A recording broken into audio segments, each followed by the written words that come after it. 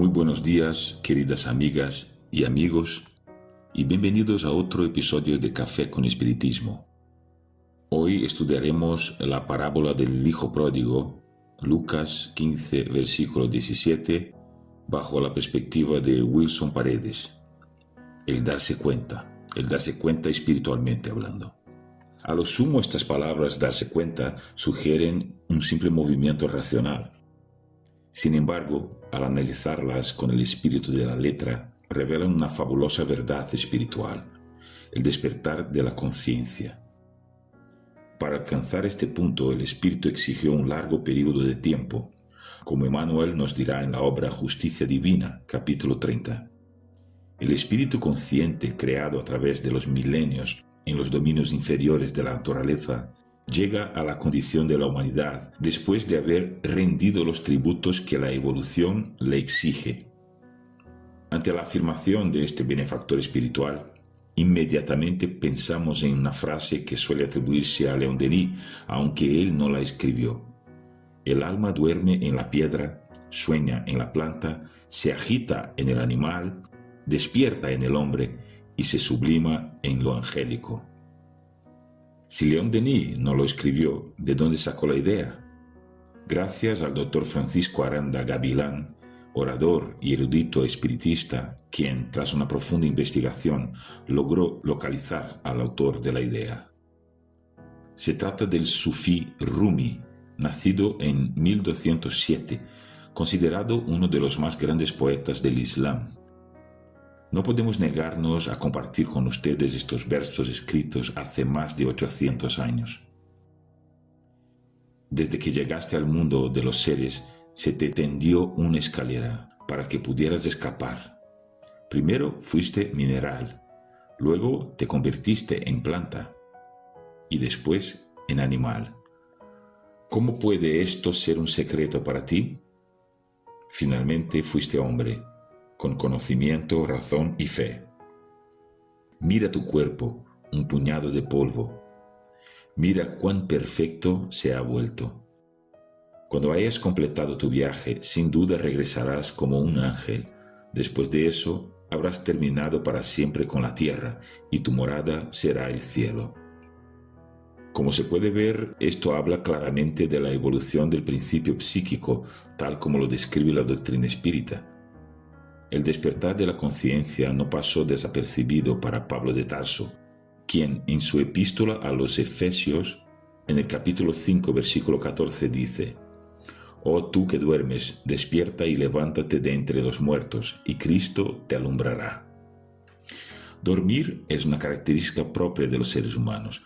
Por eso encontramos en algunos pasajes del Evangelio los verbos despertar, levantarse, resucitar. Esto se debe a que el proceso evolutivo ocurre desde la inconsciencia hasta la conciencia. Cuando Jesús nos llama a tener oídos para oír y ojos para ver, es precisamente para que despertemos a la vida superior. Esto significa que cuando Pablo dijo, «Despierta, tú que duermes», no fue para animar a la persona a levantarse, sino para despertar su visión interior. Y levántate de entre los muertos, y Cristo te alumbrará, significa que debemos despertar y mejorar lo que hay en nuestro interior, no lo que hay en el exterior. El hijo pródigo en la parábola, después de experimentar dificultades, también despertó, se levantó y dijo: «¿Cuántos jornaleros hay en casa de mi padre que tienen pan de sobra, y yo aquí me muero de hambre?» Por lo tanto, el dolor, el sufrimiento y las tribulaciones que enfrentamos en nuestra existencia son permitidos por Dios porque, al igual que el Hijo Pródigo, tienen como objetivo despertarnos a las verdades espirituales. Vale la pena recordar que el dolor, el sufrimiento y las tribulaciones son creaciones nuestras y que aún usamos el libre albedrío de forma inapropiada, lejos del sentido común. Es importante recordar que el dolor y el sufrimiento en sí mismos no benefician al espíritu, solo lo hacen cuando provocan el despertar. Si bien es cierto que la mayoría de los seres encarnados despiertan a través del dolor, también es cierto que podrían hacerlo a través del amor. Llega el momento en que todos debemos recapacitar. A menudo, cuando esto sucede, ya sea por miedo, malas inclinaciones o incluso una mala comprensión de la vida, nos enfrentamos a un rotundo naufragio moral. Incluso una figura prominente del cristianismo primitivo se encontró lidiando con esta situación, como Emmanuel nos dirá en la obra Fuente Viva, capítulo 88. Judas soñaba con el dominio político del Evangelio, interesado en la transformación forzosa de las criaturas.